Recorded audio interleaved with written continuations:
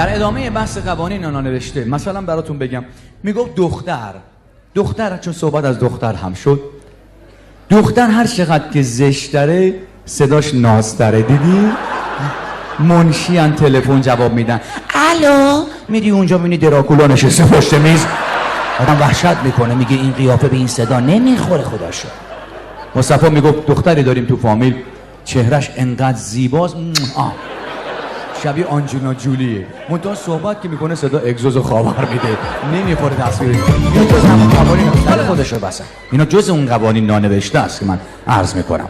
بارون میاد مثل چند شب قبل که بارون اومد، شما دهنتو اندازه تمساح وا میکنی، از میون میلیاردها قطرات بارون یه قطره تا اتفاقی تو دهنت نمیفته، اما کافیه رو در رو با کسی صحبت کنی، ذره از بزاق دهن طرف پرت بشه بیرون، مستقیم تو لوز المعده بنشینه، یک هفته تحول.